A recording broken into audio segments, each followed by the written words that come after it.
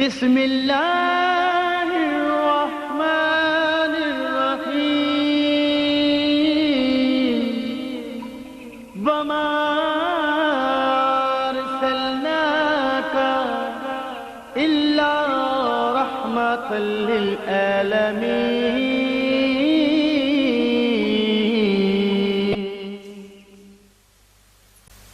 السلام علیکم ورحمۃ اللہ.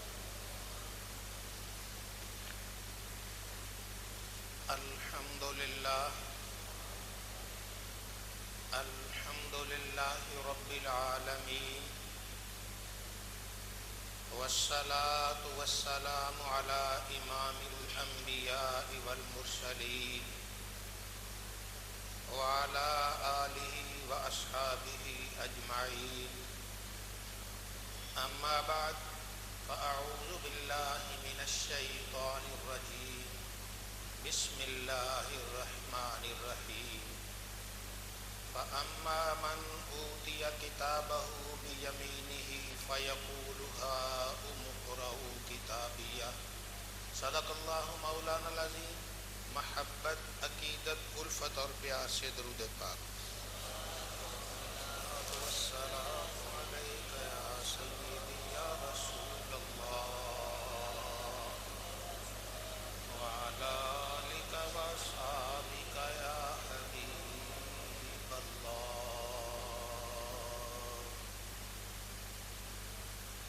یوم آخرت، قیامت کا دن، ہم سب کی اس زندگی، اس دنیا، اس دار الامتحان کے نتیجے کا دن ہے. یہاں جو کریں گے اس کا نتیجہ اس قیامت کے دن ظاہر ہوگا. اس وقت ہم دار الامتحان میں ہیں، اپنے پرچے حل کر رہے ہیں. کوئی تو اپنا پرچہ صحیح حل کر رہا ہے، کوئی اپنا وقت ضائع کر رہا ہے. بہرحال جب یہ معاملہ لپیٹ دیا جائے گا، پھر قیامت کے دن کھولا جائے گا، تو اس دن فَأَمَّا مَنْ أُوتِيَ كِتَابَهُ بِيَمِينِهِ فَيَقُولُ هَاؤُمُ اقْرَءُوا كِتَابِيَهْ.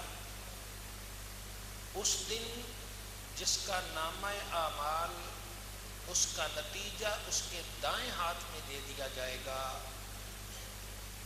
تو خوشی و مسرت سے کہے گا ہاؤم اقرءوا کتابیہ، آؤ میرا نتیجہ تو دیکھو، میرا اعمال نامہ تو دیکھو. اللہ رب العزت نے اپنی رحمت سے مجھے کامیاب فرما دیا. تو یہ اللہ رب العزت کا انعام ہوگا ان لوگوں کے لیے جنہوں نے اس دنیا میں اسے یاد کیا، اپنا وقت ضائع نہ کیا، ہر کام اس اللہ رب العزت کو راضی کرنے کے لیے کیا. تو ایسا آدمی قیامت کے بھرے مجمع میں کامیاب ٹھہرے گا.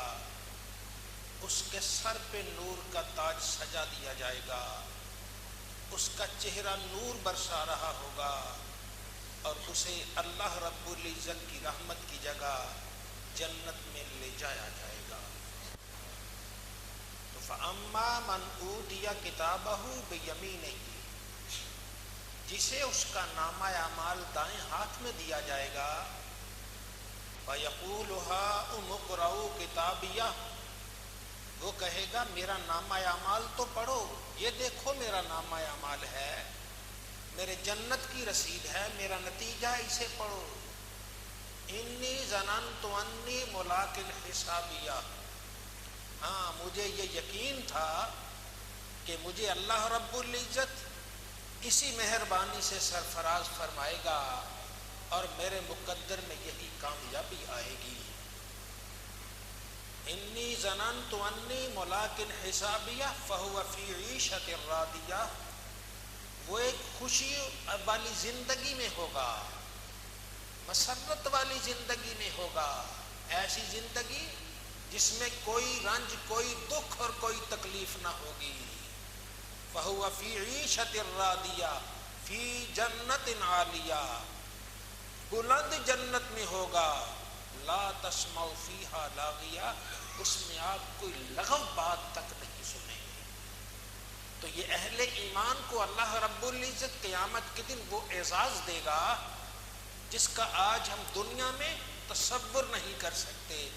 آئیے اس کی تیاری کریں، اس کے لیے روزانہ سوچیں، رات لیٹتے وقت سوچیں زندگی جو گزر گئی اس میں ہم نے کیا کمایا اور جو باقی رہ گئی ہے اس میں ہم کیا کما سکتے ہیں. خصوصاً وہ بھائی اور بزرگ جن کے بال سفید ہو گئے، یہ بالوں کی سفیدی یہ آخرت میں جانے کا اعلان ہے، وقت آ رہا ہے. تو آئیے اس وقت کے لیے تیاری کریں. ہاں، قیامت کے دن جب ہم اپنی قبروں سے اٹھیں گے تو نبی کریم صلی اللہ علیہ وسلم کے ارشاد کی روشنی میں حضرت ابو موسیٰ اشعری رضی اللہ عنہ آپ فرماتے ہیں الشمس فوق رؤوس الناس یوم القیامہ، قیامت کے دن سورج لوگوں کے اوپر ہوگا، سورج لوگوں کے اوپر ہوگا، ان کے سروں کے اوپر. کتنی دور ہوگا؟ 1 میل کہتے ہیں. اب ہمارے بیان کرنے والے کہا ہمیں پتہ نہیں. میل کے 2 معنی ہیں. ایک جو آنکھ میں سرما ڈالتے ہیں جسے اپنی زبان میں ہم سرمچو کہتے ہیں، جس سے سرما ڈالتے ہیں آنکھ میں، اور دوسرا 1 میل جو ہمارا کلومیٹر سے ذرا بڑا ہے. تو یہ میل، اب وہ سورج میل ہوگا اتنا 1 بالشت دور ہوگا یا 1 میل دور ہوگا، تو جتنا بھی ہو بہرحال سورج ہے اس نے تو اپنا کام دکھانا ہے. تو الشمس فوق رؤوس الناس یوم القیامہ، قیامت کے دن سورج لوگوں کے سروں کے اوپر ہوگا. وَآمَالُهُمْ تُظَلِّلُهُمْ، ان کے نیک اعمال انہیں سایہ کر رہے ہیں. سورج تو اوپر ہوگا لیکن نیک اعمال ان پر سایہ کر رہے ہوں گے. تو آئیے کوئی نہ کوئی نیک عمل تو کر لیں، اللہ کی بارگاہ میں کچھ نہ کچھ تو عرض کر دے. ہو سکتا ہے یہی عرض کیا ہوا اس کی بارگاہ میں قبول ہو جائے. تو جیسے ہی وہ قبر سے نکلے اس کے سر پر سائبان آ جائے. اللہ رب العزت ہم سب کو نیک اعمال کی توفیق عطا فرمائے. اور حضور نبی کریم صلی اللہ علیہ وسلم نے ارشاد فرمایا سبعۃ یظلھم اللہ فی ظلہ یوم لا ظل الا ظلہ. 7 ایسے خوش نصیب آدمی ہیں جنہیں قیامت کے دن اللہ اپنے سائے میں، اپنے عرش کے سائے میں جگہ دے گا، جس قیامت کے دن اللہ کے عرش کے سائے کے علاوہ کوئی سایہ نہیں ہوگا. 7 آدمی، تو ہم کوشش تو کریں کسی ایک میں تو نام آ جائے. تو کسی ایک میں نام آ جائے گا، اس کی مہربانی ہوگی، اس نے 7 ذکر کی ہیں، کہیں نہ کہیں تو آ جائے، کسی کونے میں تو نام آ جائے. آئیے اللہ رب العزت سے التجا کریں، اے خالق و مالک ہم جیسے بھی ہیں تیری رحمت کے امیدوار ہیں، اور ہمیں اپنی رحمتوں سے یوں مالا مال کر دے کہ قیامت کے دن جیسے ہی ہم قبروں سے نکلیں تیری رحمت کا سایہ ہم پہ سایہ فکر ہو جائے، اور تو اپنے لطف و کرم میں ہمیں جگہ عطا فرما دے. وہ 7 ہیں جنہیں اللہ اپنے سائے میں جگہ دے گا. الامام العادل، پہلا عدل کرنے والا حکمران جو انصاف کرے، وہ قیامت کے دن اللہ رب العزت کے سائے میں، جسے عرش الہی کا سایہ کہا گیا، اس میں اسے بٹھایا جائے گا. تو جو حکمران یہ عدل و انصاف کرتا ہے، کسی پہ ظلم نہیں کرتا، کسی پر زیادتی نہیں کرتا، قیامت کے دن اسے اللہ تعالیٰ اپنے عرش کے سائے میں جگہ عطا فرمائے گا. خلفائے راشدین تو سبحان اللہ وہ چاروں نور علی نور ہیں. ان کے بعد جو 5ویں ذکر کیے جاتے ہیں حضرت عمر بن عبدالعزیز، یہ وہ جلیل القدر حکمران ہے جس نے حکمرانی کی تو حکمرانی کا حق ادا کر دیا، ظلم و ستم ختم کر دیا، اقربا پروری ختم کر دی، اپنے رشتہ داروں کو نوازنا ختم کر دیا، بالکل ختم کر کے اپنی اہلیہ کو بلایا اور اسے کہا یہ جتنا زیور جو کچھ تو نے پہنا ہے، تو ایک شہزادی ہے، یہ مال ہاتھوں کی کمائی تو محسوس نہیں ہوتا، اس سارے مال کو بیت المال میں جمع کرا دو، اور اگر نہیں کر سکتی تو تیرا رستہ اور ہے، میرا رستہ اور ہے، میں تجھے فارغ کر دیتا ہوں۔ اب اس نے سوچا اتنے سال ان کے ساتھ رفاقت رہی ہے، اب یہ بے وفائی ہے کہ میں انہیں چھوڑ دوں۔ بہرحال اس وفا شیار خاتون نے کہا مجھے دولت نہیں چاہیے، سارا زیور شہزادی نے سب کچھ اتار دیا، اور اتار کے سادے سے کپڑے پہن کے امیر المؤمنین کے ساتھ وہ رہ رہی ہے۔ ایک دن ان کے ایک عزیز آئے، رشتہ دار آئے، حضرت عمر بن عبدالعزیز کے رشتہ دار آئے، اور آ کے آپ دیکھا آپ کھانا کھا رہے ہیں، آپ نے فرمایا آئیے کھانا کھائیے۔ اب وہ کھانا کھانے کے قریب گئے تو جب وہ عزیز رشتہ دار کھانا کھانے لگے، بادشاہ کے کھانے کا تصور تھا، ایک پوری سلطنت اسلامیہ کے حکمران کے کھانے کا تصور تھا، لیکن جب آگے گئے سوکھی روٹی ہے اور مسور کی دال ہے، وہ روٹی کا لقمہ اس دوسرے نے ڈالا تو صحیح لیکن اس کے حلق میں نہیں اتر رہا تھا۔ امیر المومنین مزے لے لے کے کھا رہے تھے۔ یہ ہمارے وہ لوگ ہیں جن کی وجہ سے آج تاریخ میں اسلام کا نام، اسلام نے جن کو عزتیں دی، اور تاریخ میں ان حکمرانوں کا نام سنہری حروف سے لکھا جاتا ہے، یہی ہیں کہ اللہ رب العزت کا انعام ہوا جب ان کی موت آتی ہے، اس شان سے موت آتی ہے کہ یہ شان اللہ تعالی ہر ایمان والے کو نصیب فرمائے۔ آخری دنوں میں آپ کے ہی ایک بزرگ عزیز آ گئے، رشتہ دار آ گئے، ملنے کے لیے آپ بیمار ہیں، لیٹے ہوئے ہیں، دیکھا قمیض پہنی ہوئی ہے اور ذرا صاف نہیں ہے، تو آپ کی اہلیہ جو اس وقت کی شہزادی ہیں، ملکہ کہیے جو مرضی کہیے، ان سے چونکہ وہ بڑے تھے، رشتہ دار تھے، کہنے لگے بیٹی فاطمہ، نام ان کا فاطمہ تھا، بیٹی فاطمہ امیر المومنین کی قمیض بدل دو۔ جی حضرت بدل دوں گی، ٹھیک ہے۔ شام کو پھر آ گئے یا دوسرے دن پھر آ گئے، دیکھا وہی قمیض ہے، ان کو غصہ آ گیا، عمر میں بڑے تھے، کہنے لگے بیٹی فاطمہ میں نے تجھے کل بھی کہا تھا یا صبح کہا تھا کہ یہ امیر المومنین کی قمیض بدل دو، تو نے ابھی تک قمیض نہیں بدلی۔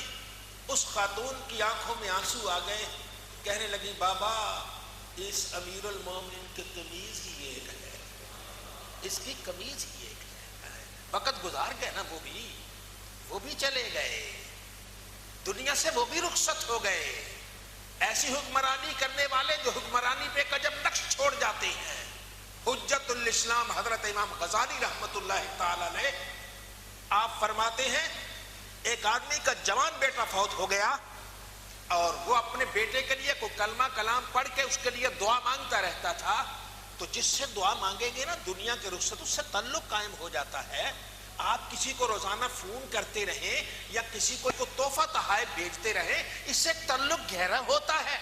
دنیا سے جانے والے کے بارے میں اگر آپ کوئی کلمہ کلام پڑھ کے اس کی مغفرت کی دعا مانگتے رہیں گے تو اس کے ساتھ تعلق گہرا ہو جاتا ہے۔ بہرحال باپ کی تمنا تھی، بیٹا نہیں آیا، جوان بیٹا فوت ہو گیا تھا۔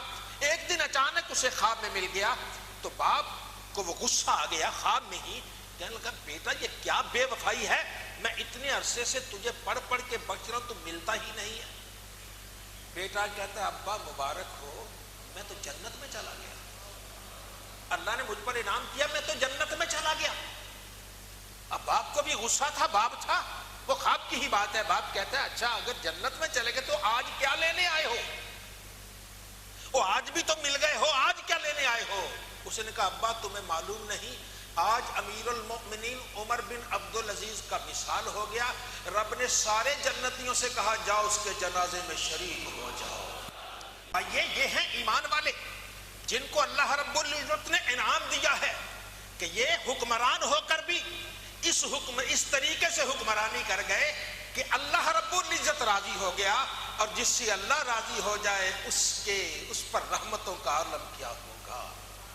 یہ صرف حکمرانوں سے ہی نہیں، ہم سے بھی پوچھا جائے گا. ہر آدمی حکمران ہے. کوئی 10 کا حکم ہے تو کوئی 20 کا ہے تو کوئی 5 کا ہے تو کوئی 2 کا ہے. کسی کے گھر کے 10 افراد ہیں، کوئی مل والا ہے، کوئی دکان والا ہے، کوئی فیکٹری والا ہے.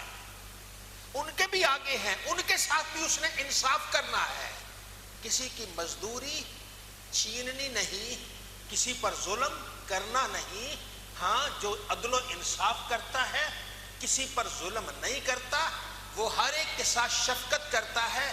قیامت کے دن اللہ تعالیٰ اسے اپنی رحمت کے سائے میں جگہ دے گا اور اپنے عرش کے سائے میں اسے جگہ عطا فرمائے گا. اگر کسی کو 2 بیٹے دیے، اور ایک حدیث پاک میں ہے کہ کسی آدمی کی 2 شادیاں ہو گئی. اب 2 شادیاں ہیں، اس کا جھکاؤ ایک طرف ہو گیا. ایک کے ساتھ پیار کرتا ہے، دوسری کو نظر انداز کرتا ہے. جب قیامت کے دن آئے گا، اس کے آدھے جسم کا آدھے حصے کا گوشت ہی نہیں ہوگا. سمجھے، ایک آدمی ہو، ایک حصہ تو اس کا ٹھیک ہو اور باقی آدھے پہ ہڈیاں نظر آ رہی ہو، انسان ڈر جائے گا، ویسے ہی مر جائے گا دیکھ کے یہ کیا آ گیا. تو قیامت کے دن اس آدمی کی یہ کیفیت ہوگی کہ اس کا ایک طرف تو صحیح ہوگا، دوسرا طرف ہڈیوں کی صورت میں ہوگا. تو آئیے اللہ ذوالجلال سے عرض کریں، اے خالق و مالک، ہمیں عدل کی توفیق عطا فرما. جس کے ملازم ہیں ان سے عدل کرے، جن کے بچے ہیں وہ ان سے عدل کرے، جو فیکٹری کا مالک ہے وہ ان سے عدل کرے، جو کسی دکان پہ ہے اپنے ملازموں سے عدل کرے، اپنے چھوٹے بھائیوں سے عدل کرے. ہر آدمی جو ہے وہ اپنے نچلے سے عدل کرے گا تو انشاءاللہ قیامت کے دن اللہ تعالیٰ اسے اپنے سائے میں جگہ عطا فرمائے گا.